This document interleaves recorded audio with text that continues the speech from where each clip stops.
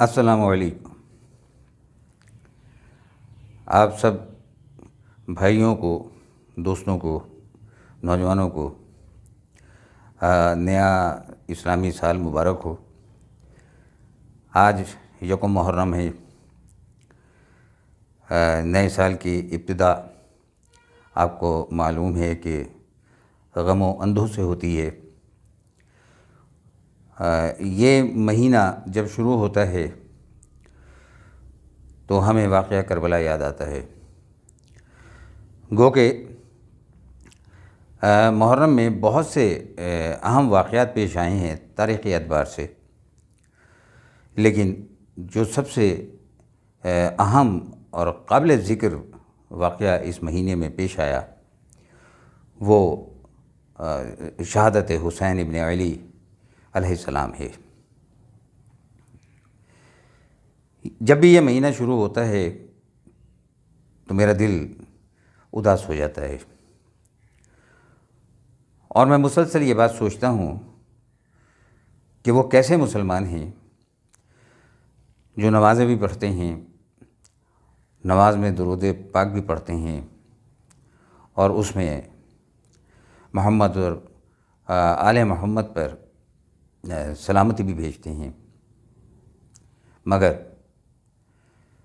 میدان کربلا میں وہ سوار دوش رسول صلی اللہ علیہ وآلہ وسلم کو بے دردی سے قتل بھی کر دیتے ہیں، اور ان کی نماز جنازہ بھی نہیں پڑھتے، ان کو دفناتے بھی نہیں ہیں، ان کو کفناتے بھی نہیں ہیں۔ اور تاریخ کی کتابوں میں جب میں یہ واقعہ پڑھتا ہوں کہ سیدنا حسین ابن علی علیہ السلام کی قبر کی طرح، تو کوئی واضح بات سمجھ نہیں آتی۔ مختلف کتابوں میں مختلف باتیں لکھی ہوئی ہیں، جس میں سے ایک روایت یہ بھی ہے کہ جن سائبان نے آپ کی قبر تیار کی اس قبر پر پانی چھوڑ دیا گیا۔ پتہ نہیں ایسی کیا نفرت تھی، ایسا کیا گھمنڈ تھا، ایسا کیا نظریہ تھا، ایسے کیا مقاصد تھے کہ نواسہ رسول صلی اللہ علیہ وآلہ وسلم کے ساتھ یہ سلوک کیا گیا۔ اب 1400 سال سے زائد وقت گزر چکا ہے، اور اب اس واقعے کے بارے میں جو کچھ رائے قائم ہو چکی ہے وہ آپ سے ڈھکی چھپی نہیں ہے۔ یعنی بات اب حرمت یزید تک پہنچ چکی ہے، اور یہ دن ہمیں دیکھنا تھا۔ یہ واقعہ میرے لیے کیوں اتنا اہم ہے، اس کی بنیادی وجہ یہ ہے کہ یہ اس نظام الہی کا اختتام کر رہا تھا جو نبی پاک صلی اللہ علیہ وآلہ وسلم نے اپنی 23 سالہ جد و جہد کے بعد، بے پناہ قربانیوں کے بعد قائم کیا تھا۔ یعنی وہ نظام جسے اعلیٰ منہاج النبوہ کہا جاتا ہے، اس کو ختم کر دیا گیا تھا۔ اس کے بعد سے آپ مسلمانوں کی حکومت تو کہہ سکتے ہیں، دنیا بھر میں کہیں اسلامی حکومت نہیں تھی۔ آپ کو معلوم ہے کہ اللہ تعالیٰ کا یہ فرمان ہے کہ تم میں وہ سردار ہوگا جو سب سے متقی ہوگا، اور نبی پاک صلی اللہ علیہ وآلہ وسلم کی 11 ہجری کے بعد سے لے کر اور 40 ہجری تک حضرت امام حسن رضی اللہ تعالیٰ عنہ کے جو 6 ماہ کی خلافت ہے اس کو شامل کر کے یہ تقریباً جو ہے 30 سال، اور نبی پاک صلی اللہ علیہ وآلہ وسلم کی حیات مبارکہ کو اس میں شامل کر لیا جائے تو 61 سال بنتے ہیں۔ اس 61 سال میں وہ اسلامی نظام نافذ رہا جو اللہ کے حکم پر نبی پاک صلی اللہ علیہ وآلہ وسلم نے مدینہ سے رائج کرنا شروع کیا تھا، اور پھر وہ ایک بہت بڑے جو ہے وسیع رقبے پر وہ پھیلا، دنیا کے کئی ممالک تک وہ پھیلا۔ یہ تلخ تاریخ ہے، اور اس تاریخ کے بارے میں جب بیان کیا جائے تو بہت سے طبقات کو پسند نہیں آتا، لیکن میں وہ شخص ہوں جو آمریت کو کسی صورت قبول نہیں کر سکتا۔ اللہ تعالیٰ نے انسان کو آزاد پیدا کیا ہے، آزاد رہنا، آزاد رائے رکھنا، آزادی کے ساتھ زندگی گزارنا، یہ اس کا حق ہے، اور یہی تعلیم دینے کے لیے نبی پاک صلی اللہ علیہ وسلم، اللہ کے آخری نبی، یہاں تشریف لائے تھے۔ انہوں نے انسانی حقوق کی آزادی کے لیے جد و جہد کی تھی، اور سن 40 ہجری میں جو نظام قائم ہوا وہ شخصی آمریت کا تھا۔ شخصی آمریت کی اسلام میں کوئی گنجائش نہیں ہے، قطعاً کوئی گنجائش نہیں ہے۔ باپ کے بعد بیٹا، اور اس کے بعد اس کا بیٹا، اور اس کے بعد اس کا بیٹا۔ یہ مسلمان نظام تو ہو سکتا ہے، مسلمان حکومت تو ہو سکتی ہے، مسلمان جو ہے ڈائناسٹی تو ہو سکتی ہے، لیکن اسلامی حکومت نہیں ہو سکتی۔ آپ طاقت کے زور پر، لالچ، دھونس، دھاندلی، ترغیب، کسی بھی ذریعے سے لوگوں کی زبان بند کر سکتے ہیں۔ مسلسل پروپیگنڈے کے ذریعے آپ لوگوں کی ذہن سازی کر سکتے ہیں، لیکن آمریت کو جائز قرار نہیں دے سکتے۔ لوگ واقعہ کربلا کو جو ہے یا اسلامی نظام کی تباہی کا آغاز جو ہے وہ یزید سے شروع کرتے ہیں، جبکہ میرا خیال ہے کہ یہ بہت بڑا ظلم ہے۔ یہ تنزلی جو ہے، جو ہمارے تیسرے امیر المومنین سیدنا عثمان بن عفان رضی اللہ تعالیٰ عنہ کے آخری 6 سال کے عرصہ خلافت میں شروع ہو چکی تھی۔ یہ سیاسی انتشار اس وقت بہت بڑھ چکا تھا، صف بندی ہو رہی تھی، اور نظر آ رہا تھا کہ اس نظام کی بساط لپیٹنے کی کوششیں شروع ہو چکی ہیں جو نبی آخر الزماں صلی اللہ علیہ وسلم نے وضع کیا تھا۔ سیدنا عثمان بن عفان رضی اللہ عنہ کی دردناک شہادت اور اس کے بعد کے واقعات ہماری اسلامی تاریخ کے ماتھے پر جو ہیں وہ قلم کا ٹیکا ہیں۔ ان واقعات کو مشاجرات صحابہ کہہ کر یا یہودیوں کی سازش قرار دے کر جو ہے اس کے معنی اور مفہوم بدلنے کی بہت کوشش کی گئی ہے، لیکن حقیقت سب جانتے ہیں۔ کوئی ایک یہودی شخص جو ہے وہ تمام اس وقت کے جید صحابہ کرام کا ذہن نہیں بدل سکتا تھا۔ آپ نے ان سیاسی مقاصد کو جو ہے وہ مشاجرات کا نام دے دیا، تقدیس کا لبادہ پہنا دیا، لوگوں کو وہ سارے واقعات جو سیاسی بنیادوں پر ہوئے، جس میں صحابہ کرام کے کردار کے حوالے سے کوئی بھی منفی بات نہیں ہے، وہ تمام کے تمام محض ایک سیاسی جد و جہد ہو رہی تھی، یا سیاسی نظریات تھے۔ ایک گروہ جو ہے وہ برسر اقتدار آنے کی کوشش کر رہا تھا اس نظام کے خلاف جو نبی پاک صلی اللہ علیہ وسلم نے نافذ کیا تھا، ایک گروہ وہ تھا جو نظام علی منہاج النبوہ کو بچانے کی کوشش کر رہا تھا۔ لیکن آمریت نافذ کرنے والوں کے پاس وسائل زیادہ تھے، اور ویسے بھی لالچ، ترغیب اور دھونس، خوف، یہ انسان کی جو ہے قدم لڑکھڑا دیتا ہے، کمزور ایمان رکھنے والوں کی قدم لڑکھڑا دیتا ہے۔ یہی اس دور میں بھی ہوا۔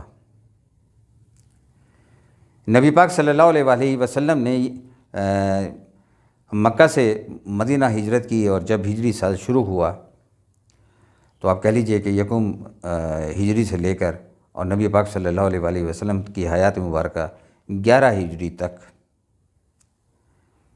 یہ نظام آپ صلی اللہ علیہ وآلہ وسلم نے وضع کیا۔ اس میں انسانی آزادی دی گئی، آزادی فکر دی گئی، آزادی اظہار دی گئی، ریاست کو امت کا کفیل بنایا گیا، اخلاقی تربیت کی گئی، لوگوں کو بتایا گیا کہ دین اسلام وہ ہے کہ جس معاشرے کے اندر انصاف ہوگا، مساوات ہوگی، وہ اسلامی معاشرہ کہلائے گا، جہاں نیچے سے اوپر تک سب کے لیے قانون یکساں ہوگا اور نافذ بھی ہوگا۔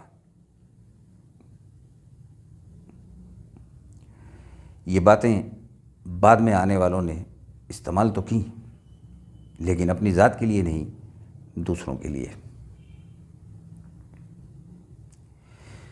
میں یہاں تاریخی واقعات بیان نہیں کرنا چاہوں گا، وہ بہت تلخ ہیں، اور میں کسی قسم کی تلخی جو ہے وہ ان اداسی کے ایام میں جو ہے وہ پھیلانا نہیں چاہتا، لیکن میں چونکہ پڑھنے کا بہت شوقین ہوں، اور کوئی بھی بات جو میرے علم میں آتی ہے تو میں اس کے حوالے سے دستیاب جتنے بھی پہلو ہوتے ہیں میں ان کتب کو تلاش کرنے کی، پڑھنے کی پوری کوشش کرتا ہوں۔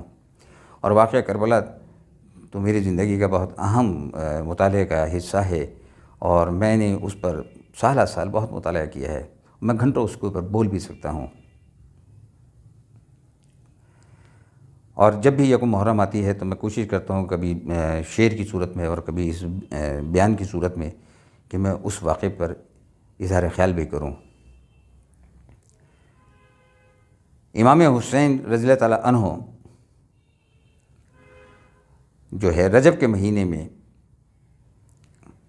مدینہ سے مکہ کی طرف روانہ ہوئے تھے، اور ولید بن عتبہ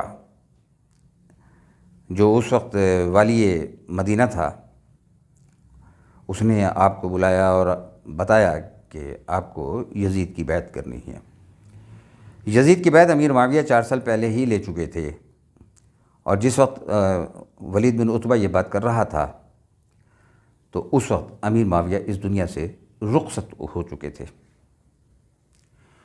اور یزید نے ولید بن عتبہ کو یہ پیغام بھیجا تھا کہ کسی بھی طریقے سے تم نے مدینہ میں موجود ان 5 حضرات، جن میں سیدنا امام حسین رضی اللہ تعالیٰ عنہ، سیدنا عبداللہ بن عمر رضی اللہ تعالیٰ عنہ، سیدنا عبداللہ بن عباس رضی اللہ تعالیٰ عنہ، سیدنا عبداللہ بن زبیر رضی اللہ تعالیٰ عنہ، اور عبد الرحمن بن ابی بکر رضی اللہ تعالیٰ عنہ سے بیعت لینی ہے۔ یہ 5 جلیل القدر صحابہ ہیں جو 5 اصحاب رسول صلی اللہ علیہ وآلہ وسلم کے ابتدائی دنوں کے ساتھی، جن کی اسلام کے لیے بے پناہ قربانیاں، یہ ان کے صاحبزادے تھے۔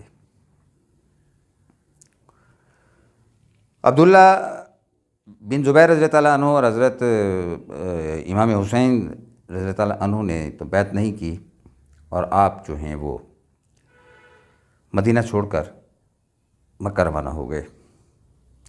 میں جب ان کتابوں کو، جن سے میں یہ واقعات آپ کو بیان کر رہا ہوں، پڑھتا ہوں، تو میں آپ کو ان کتابوں کے حوالے بھی دینا چاہوں گا کہ کبھی وقت ملے تو آپ ان کو پڑھیے گا۔ یہ تاریخ ابن کثیر ہے، بہت عمدہ تاریخ ہے، بہت مستند تاریخ ہے، اور یہ 7ویں 8ویں ہجری کے اندر یہ لکھی گئی۔ بہت مفصل انداز میں جو ہے واقعہ کربلا اس کے اندر بیان کیا گیا، پوری تاریخ ہے۔ اصل میں تاریخ اسلام کا جب لفظ آتا ہے نا تو میں اس سے بہت پریشان ہوتا ہوں کہ تاریخ اسلام تو 40 ہجری میں ختم ہو گئی تھی، اس کے بعد آپ اسے تاریخ مسلمان کہیں گے،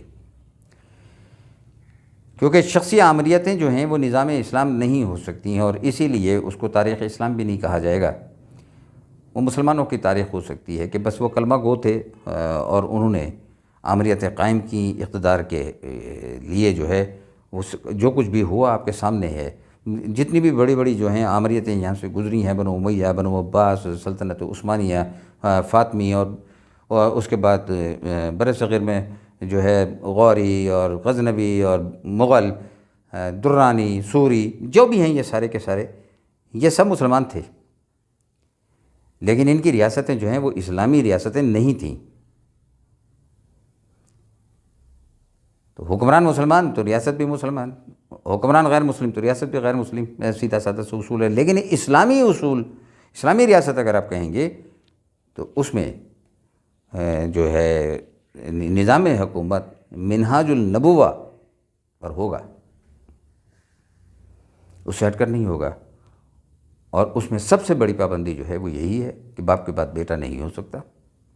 آپ دیکھ لیجئے کہ نبی پاک صلی اللہ علیہ وسلم کے بعد جو ہے 30 سال خلافت رہی ہے، اور ان 30 سالوں کے اندر 5، یعنی بنیادی طور پر تو 4 کہا جاتا ہے، لیکن امام حسن رضی اللہ عنہ کو بھی چونکہ خلافت راشدہ میں شامل کرتے ہیں تو اس لیے میں 5 کہہ رہا ہوں کہ 5 مختلف لوگ حکمران بنے. اور آخری امام حسن رضی اللہ عنہ کو تو جو ہے زبردستی بنایا گیا. حضرت علی کرم اللہ وجہہ سے کہا گیا تھا کہ آپ جو ہیں اس قدر زخمی ہیں کہ کسی وقت کچھ ہو سکتا ہے، تو آپ اپنی زندگی کے اندر جو ہے نا اپنا اگلا خلیفہ نامزد کر جائیے، تو کیوں نہ امام حسن رضی اللہ عنہ کو کر دیں. تو انہوں نے کہا نہ میں تمہیں روکتا ہوں نہ میں تمہیں کہتا ہوں. وہ بن گئے، اور اس کے بعد آپ نے 6 مہینے تحقیق کیا اور اس کے بعد انہوں نے چھوڑ دی. وہ چھوڑنے کے اسباب بہت تلخ ہیں، اس کی طرف بھی میں نہیں جاتا. تو بہرحال یہ تاریخ. اس کے علاوہ جو ہے ایک اور الکتاب ہے، وہ یہ ہے تاریخ تبری.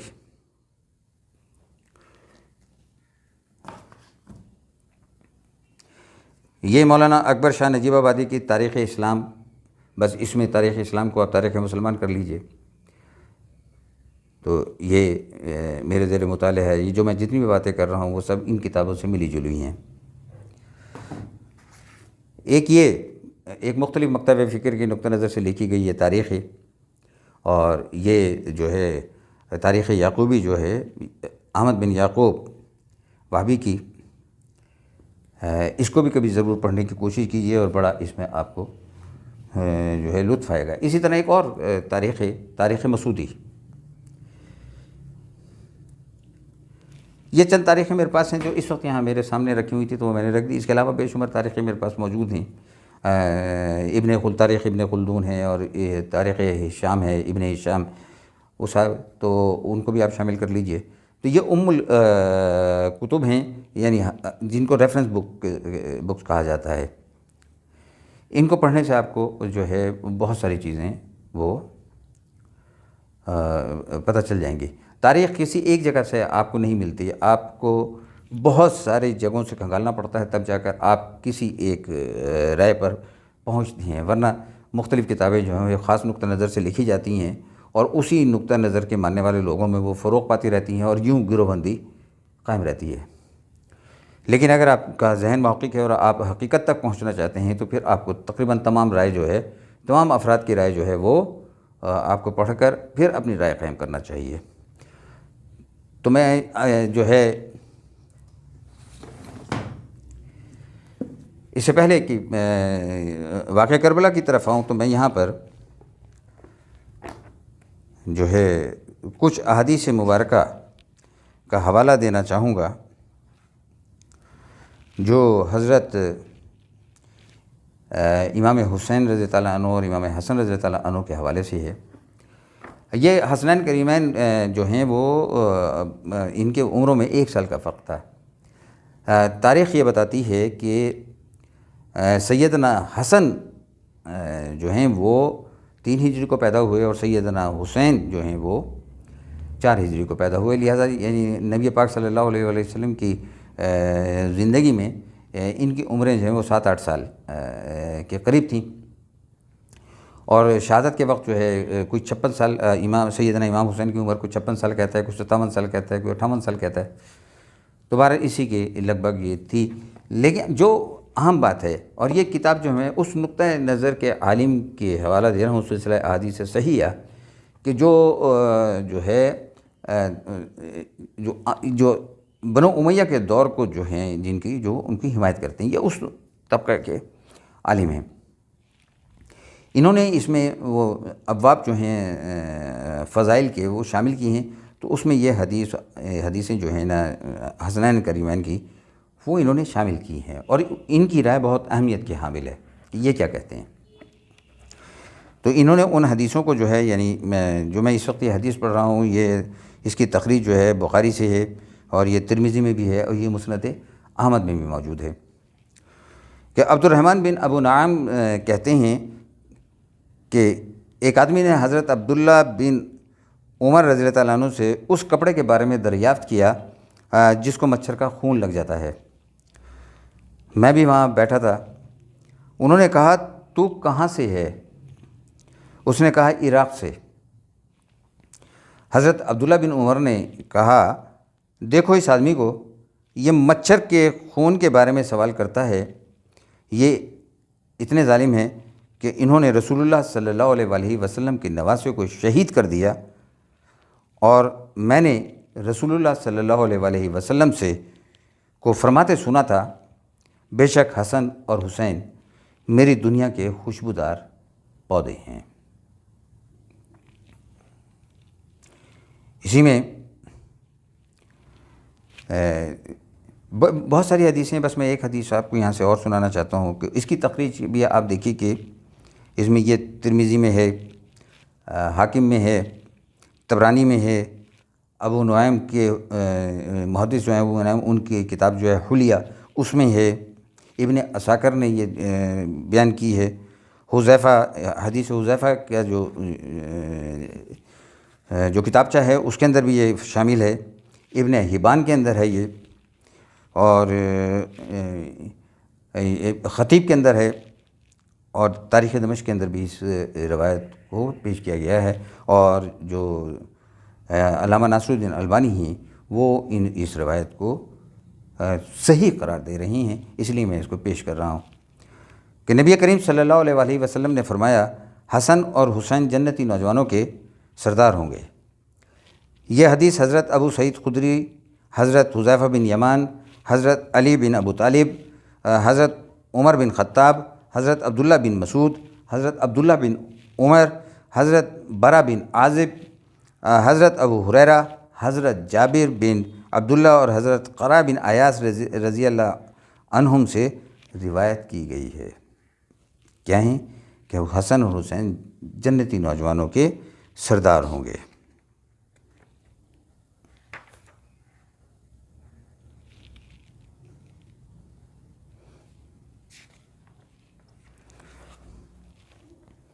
ایک اور نبی پاک صلی اللہ علیہ وسلم کا قول ہے، اس کو پڑھنا مجھے بہت لطف آتا ہے، نبی کا ذکر ہو اور ان کا قول ہو، اس سے بہتر کچھ نہیں ہو سکتا، کہ خالد بن معدان کہتے ہیں کہ حضرت مقدام بن معدی کرب اور حضرت عامر بن اسود رضی اللہ عنہما حضرت معاویہ رضی اللہ کے پاس گئے۔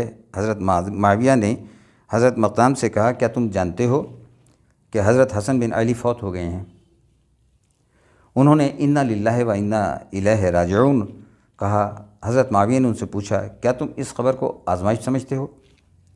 انہوں نے کہا میں اس واقعے کو ابتلاء و آزمائش کیوں نہ سمجھوں، حالانکہ رسول اللہ صلی اللہ علیہ وآلہ وسلم نے حضرت حسن کو اپنی گود میں بٹھایا اور فرمایا حسن مجھ سے ہے اور حسین علی سے ہے۔ ایسی بہت ساری اس میں حدیثیں موجود ہیں، اور وہ حدیث کہ حضرت عبداللہ بن عباس رضی اللہ تعالیٰ عنہ سو رہے تھے اور آپ ایک دم آپ کو ایک خواب آیا اور آپ چونک کر اٹھ گئے، تو آپ نے خواب میں دیکھا تھا کہ نبی کریم صلی اللہ علیہ وآلہ وسلم شیشی میں خون اکٹھی کر رہے ہیں اور آپ کے بال پر گندہ ہیں، گرد آلود ہیں۔ تو آپ نے پوچھا کہ کیا ہوا؟ کہتے ہیں یہ آج سارا دن میں نے میدان میں گزارا جہاں میرے نواسے کو شہید کر دیا گیا ہے۔ تو حضرت عباس عبداللہ بن عباس جو ہیں وہ یہ کہتے ہیں کہ میں نے وہ وقت اور تاریخ جو ہے وہ میں نے لکھ لی، اور 25-26 دن کے بعد اطلاع مل گئی کہ سیدنا حسین جو ہیں عین اسی تاریخ کو اسی وقت جو ہے وہ کربلا میں شہید ہوئے تھے۔ تو یہ مقام اور مرتبہ ہے سیدنا حسین رضی اللہ تعالیٰ عنہ کا۔ تو ولید بن عقبہ نے جب ان کو یہ کہا کہ یزید کی بیعت کر لیجئے، تو آپ وہاں سے مدینہ سے مکہ روانہ ہو گئے۔